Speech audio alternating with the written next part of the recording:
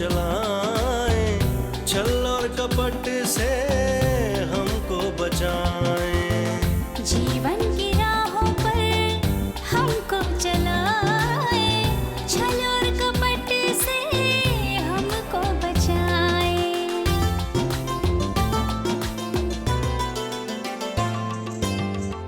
अच्छे बुरे की पहचान कराएं, जीवन पथ को रोशन बनाएं।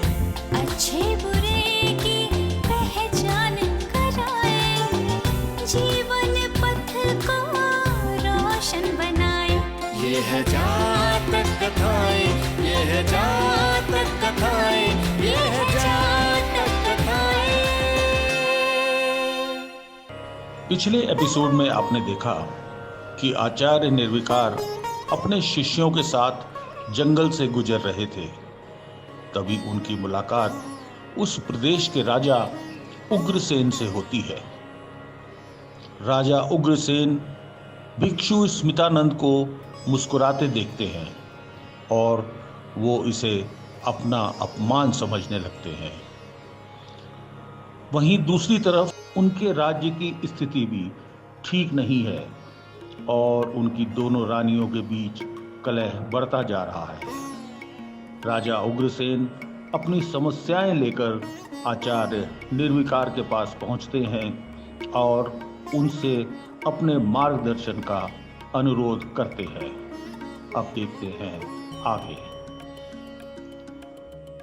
ये जीवन एक रहस्य है और इस रहस्य में भी एक सौंदर्य है, एक आकर्षण है। ये रहस्य एक आवरण भी है जो सत्य को सुरक्षित और संरक्षित भी रखता है।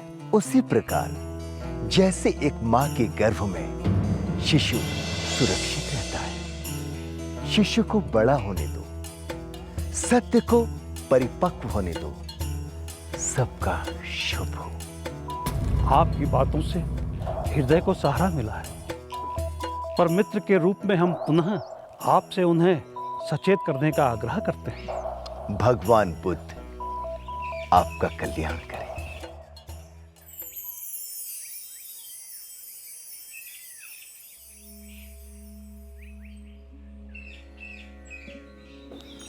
कितना अच्छा लगता है ना पौधे लगाना और उनकी देखभाल करना। हाँ बिल्कुल, छोटे बच्चे जैसे होते हैं पौधे। धूप की डांट पड़ी, मुरझा गए, और प्यार का पानी मिला, फिर से खिल गए। भंते कुमार जी, मन भी कच्ची मिट्टी का होता है। कभी इस पर फूल खिलते हैं तो कभी कांटेदार नागफनी। आजकल हमारे अग्रज प्रियमन कष्ट में हैं और मुझे तो लगता है कि आचार्य प्रज्ञापुंज अपनी कहानियों से उनकी चिकित्सा कर रहे हैं। तुम्हें क्या लगता है?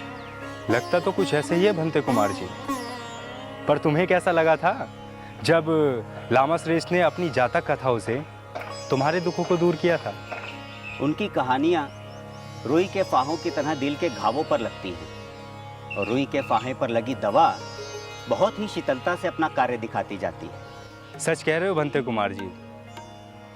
लामा श्रेष्ठ अगर चाहें तो सीधे कहकर भी आदेश दे सकते हैं, पर तब शायद हम भीतर से ना बदलें। उनकी कहानियां यानी जातक कथाएं हमें भीतर से पूरी तरह बदल देती हैं। वैसे कहाँ है हमारे भिक्षु प्रियमवत? कक्ष में ही है। गया था उन्हें बुलाने, पर उनका मन अब भी अशांत है। कह रहे थे कल आएंगे जातक कथा की कक्षा में। इतनी दूर से कथा सुनने आना हमारा व्यर्थ नहीं गया। लामा कथा को कहते ही नहीं, लगता है उसका दर्शन जीते हैं। सत्य कहा। मुझे तो लामा प्रज्ञापुंज की जातक कथाओं में बुद्ध की करुणा के दर्शन होते हैं। बिना किसी के मन को ठेस पहुंचाए व्यक्ति को सही मार्ग पर ले आते हैं। अनुपम है ये जातक कथाएं और अद्भुत भी, और इनको कहने वाले लामा प्रज्ञापुंज भी। भिक्षुओं, ये तो तुम जानते ही हो कि मेरी अवस्था अत्यधिक हो गई है। अब तुम्हारे साथ यात्रा करना मेरे लिए संभव नहीं है। राजा के अनुरोध पर मैं यहीं रुककर साधना करूंगा और आप लोग साधना हेतु मठ में चले जाओ। आपके लिए उचित है, पर हमारा मार्गदर्शन कौन करेगा? भगवान बुद्ध ने कहा है, अपो दीप भव, अर्थात अपना दीपक स्वयं बनो।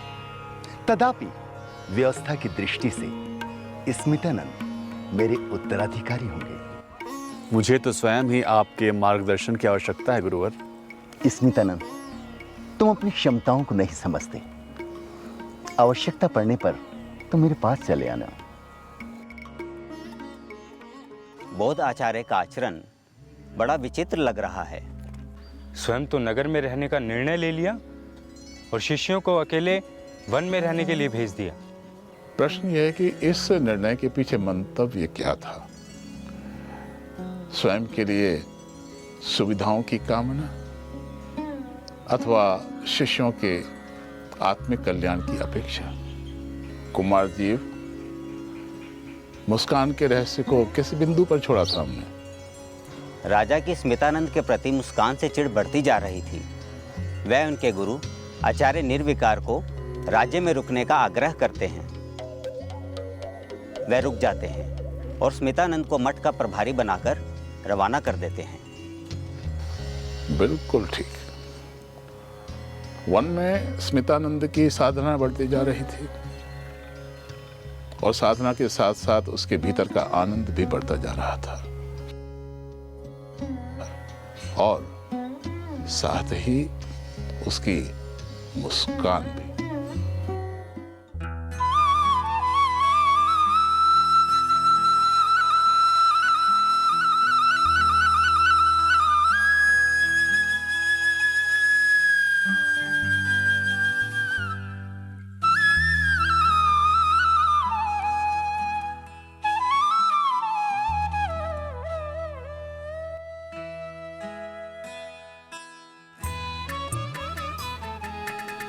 प्रणाम आचार्य।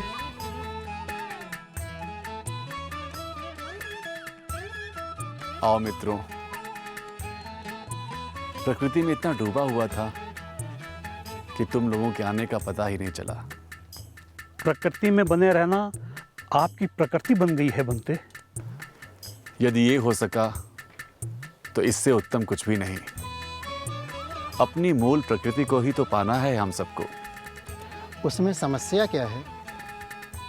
हमारा अहम, इसी ने तो हमें अलग कर रखा है हमारी मूल प्रकृति से। बूंद यदि चाहे कि वो समुद्र से अलग हो जाए तो होगा क्या?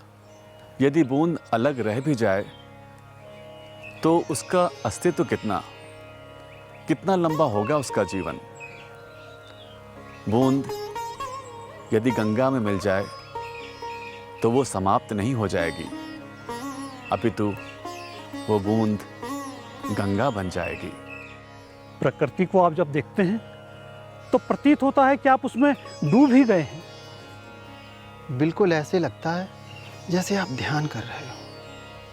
ध्यान का तो अर्थ ही है डूब जाना, मिलन हो जाना। ध्यान कोई बाहरी चीज नहीं,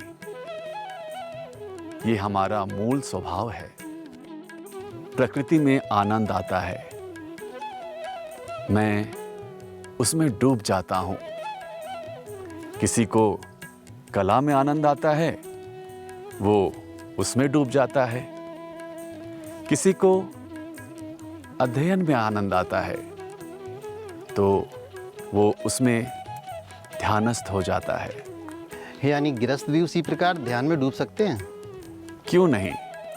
हमने अपना जीवन जटिल कर लिया है, इसलिए ध्यान कठिन लग रहा है। समस्या सुलझे कैसे? समस्या के मूल को समझे।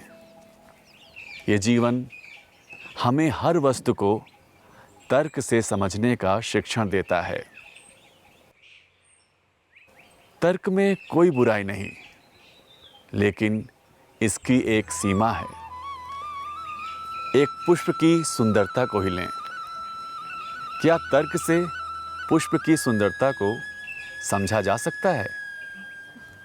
तर्क से अधिक से अधिक ये समझा जा सकता है कि अमुक रंग, अमुक सुगंध होने के कारण ये पुष्प सुंदर है। लेकिन फिर भी क्या इसके द्वारा पुष्प की सुंदरता को समझा जा सकता है? सुंदरता का अनुभव तो तब किया जा सकता है जब आप पुष्प को देखिए और देखते देखते उसके सौंदर्य में खो जाइए। भगवान बुद्ध के दर्शन के समय मैं अक्सर डूब जाता हूँ। उत्तम। भगवान बुद्ध का रूप है ही ऐसा। कमल की तरह खुले आधे नेत्र, शांत भाव। लगता है शांति ने स्वयं मूर्ति का स्वरूप धारण कर लिया हो। बस सहज भाव से उन्हें देखते रहो और ध्यानस्थ हो जाओ।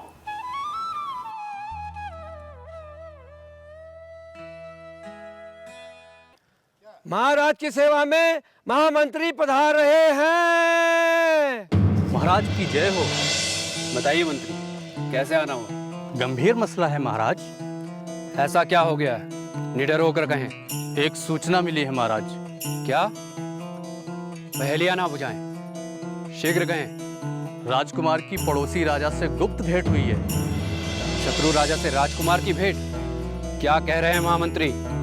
समाचार सही है महाराज। 2 रानियों की कलह इस मोड़ तक पहुंच जाएगी, सोचा भी न था। राजकुमार अक्षत को लगता है कि भविष्य में राजगद्दी छोटी रानी के राजकुमार को मिलेगी। वह पुत्र जिसका अभी जन्म भी नहीं हुआ, उससे भी भय। पटरानी की भूमिका की कोई जानकारी नहीं है महाराज। मैं जानता हूँ पटरानी सीधे सीधे ऐसा कुछ भी नहीं करेंगी, लेकिन छोटी रानी से उनके निरंतर मनमुटाव के कारण ही राजकुमार अक्षत के मन में ऐसे कुविचार आए होंगे। राजकुमार को दंड मिलेगा।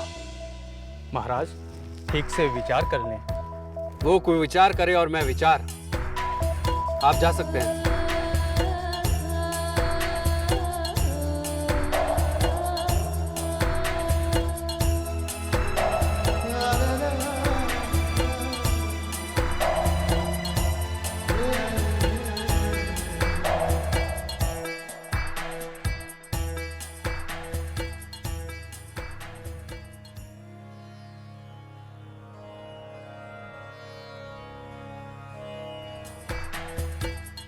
आचार्य का चरण वंदन। आओ राजन, तुम्हारी सेवा तो मुझ वृद्ध में पुनः प्राण लौटा रही है। तुम्हारे सेवक भी भक्ति भाव से परिपूर्ण है। भगवान बुद्ध सबका कल्याण करे। किंतु तुम्हारे माथे में ये चिंता की लकीर है कैसे? आपसे एकांत में कुछ चर्चा करनी है आचार्यवर।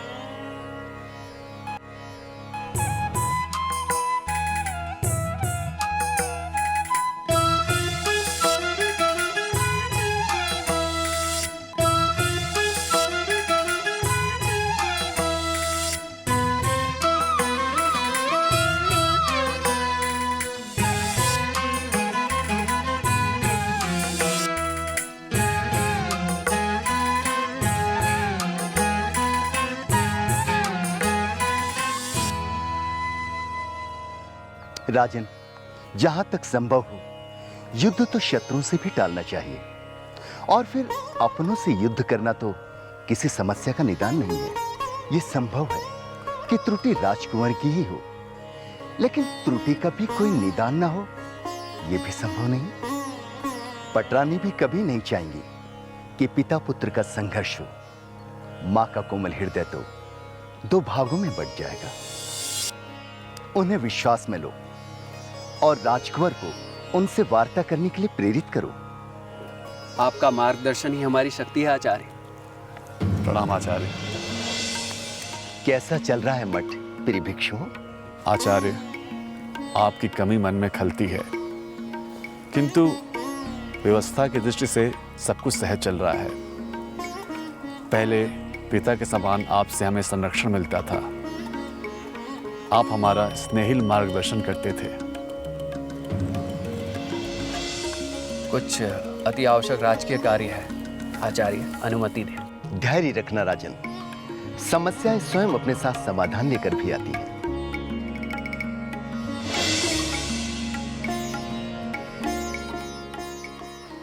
आचार्य, भगवान बुद्ध के सिद्धांतों ने पूरी दुनिया को प्रभावित किया, किंतु आज सब तरफ रक्तपात ही रक्तपात है। ऐसे में अहिंसा की क्या प्रासंगिकता रह जाती है? हिंसा हो रही है, इसीलिए अहिंसा की प्रासंगिकता और अधिक है। घाव है, इसीलिए औषधि की आवश्यकता है। पीड़ा है, इसीलिए आनंद की आवश्यकता है। आचार्य, तो क्या देश के लिए हुई हिंसा हिंसा नहीं है? उस हिंसा को कैसे उचित ठहराया जा सकता है? राज्य के विस्तार के लिए की गई हिंसा और राजा के अहम की पूर्ति के लिए हुई हिंसा निश्चित ही निंदनीय है। किंतु यदि प्रजा के प्राणों की रक्षा के लिए और उनके कष्टों के निवारण के लिए शस्त्र उठाए जाएं, तो उसे गलत भी नहीं ठहराया जा सकता। वास्तव में समाज को बचाने के लिए दोषी व्यक्ति के लिए दंड का प्रावधान है। आचार्य, हिंसा उत्पन्न कैसे होती है, कैसे विकृत कर जाती है ये हमारा अस्तित्व और साथ ही पूरे समाज का? हिंसा की जड़ अहंकार है। अहम पर जब अस्तित्व का संकट आने लगता है तो वो हिंसक हो जाता है। हिंसा के लिए शस्त्रों से अधिक मन दोषी है, विचार दोषी है।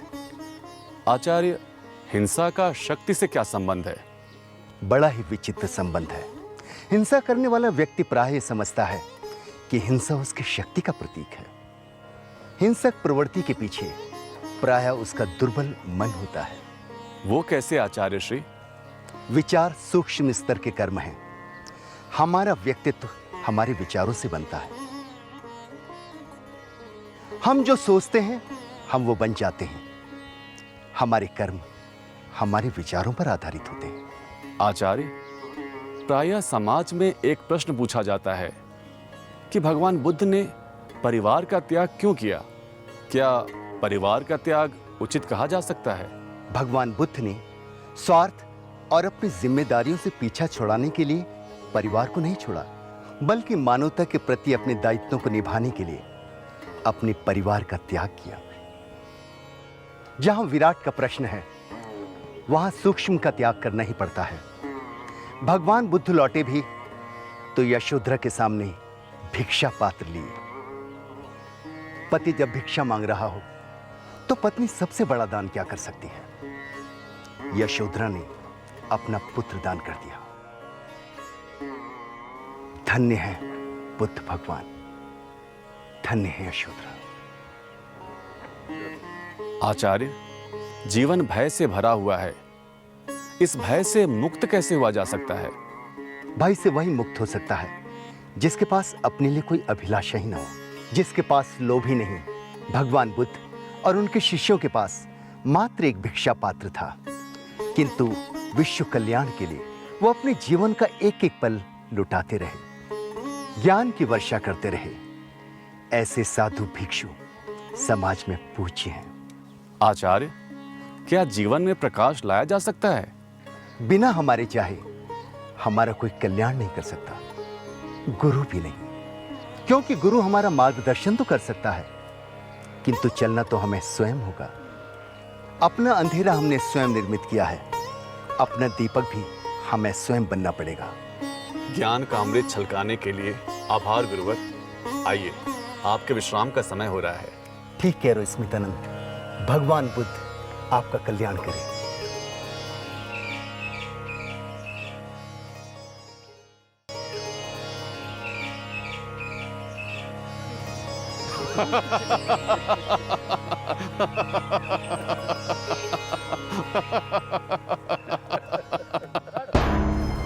चरणवंदन आचार्य। कहो राजन। क्षमा चाहूंगा आचार्य, परंतु आपका शिष्य स्मितानंद अब राजदंड का भागी होगा। क्या हुआ राजन? स्मितानंद मुस्कुराकर हमेशा मेरा उपहास उड़ाता है। आज उसने मुझे देखकर अट्टहास भी किया। राजन, तुम सशक्त हो, तुम्हारे पास अधिकार भी है, किंतु तुम ये बात जानते हो कि यदि तुम स्मितानंद को काल कोठी में भी बंद कर दो, वो वहां भी मुस्कुराएगा। क्या? मैं कुछ समझा नहीं आचार्य। राजन, तुम्हें लगता है कि स्मितानंद मुस्कुराकर तुम्हारा उपहास कर रहा है? नहीं, सत्य यह है कि आध्यात्म का स्रोत यानी आनंद का सागर उसके अंतःकरण में है। वही जब छलक कर बाहर आता है तो दिव्य मुस्कान में परावर्तित हो जाता है। आप ऐसा कैसे कह सकते हैं आचार्य? मैं ये रहस्य इसलिए जानता हूं क्योंकि मैं स्मितानंद का अतीत जानता हूं। स्मितानंद अपने नगर का सबसे बड़ा महाजन था, इतना धनवान कि आवश्यकता पड़ने पर राज परिवार भी उससे ऋण ले लेता। न जाने कितनी रूपसियां उससे विवाह करने के स्वप्न देखती थी, किंतु फिर भी उसके माथे पे चिंता की रेखाएं स्पष्ट झलकती थी। बुद्ध भगवान का संदेश लेकर जब एक बार मैं उसके नगर में पहुंचा तो स्मितानंद ने पूरे सप्ताह मेरे उद्बोधन को सुना। भगवान बुद्ध के विचारों से वो इतना प्रभावित हुआ कि उसने संपूर्ण वैभव दान कर दिया और वो अचानक बौद्ध भिक्षु बन गया। उसी दिन से उसके मुखमंडल पर मुस्कान खिलने लगी। आचार्य, क्या मेरे लिए भी यही रास्ता उचित रहेगा कि मैं भी सब कुछ त्याग दूं? आध्यात्म कर्तव्यों से भागने का नाम नहीं है। जब तक तुम्हें कोई बड़ा कर्म न पुकारे, तुम पूर्व कर्म से मुक्त नहीं हो सकते। स्मितानंद भी अपने कर्तव्यों को भली भांति निभा रहा है, भले ही मठ में, और उसका आनंद बढ़ता ही जा रहा है। समस्या संसार में रहने में नहीं है, समस्या उसमें लिप्त होने पर है। क्षमा करें आचार्य, मैं अपने अंदर के युद्ध को हार रहा था और दोषी बाहर खोज रहा था। मुझे पूर्ण विश्वास है आचार्य कि आपके इस ज्ञान अमृत से मेरी समस्त समस्याओं का अंत होगा। प्रणाम आचार्य। प्रणाम राजन। मुझे क्षमा करें मित्र, आपको समझने में मुझसे बहुत बड़ी भूल हुई है। भगवान बुद्ध आपका कल्याण करे। भ्रमवश हम आध्यात्म की शांति को मायूसी में बदल देते हैं। अध्यात्म तो आनंद का महासागर है। अध्यात्म तो संसार को दुखों से मुक्त करना चाहता है। यदि साधक स्वयं दुखी हो गया तो वो जनता का क्या मार्गदर्शन करेगा? किसी भी प्रकार का भ्रम हो, भगवान बुद्ध की छवि का स्मरण करना, उनकी दिव्य मुस्कुराहट तुम्हारे पथ को प्रशस्त करेगी। भगवान बुद्ध आपका कल्याण करे। ओम मणि पद्म हूं। जीवन की राहों पर हमको चलाएं, छल और कपट से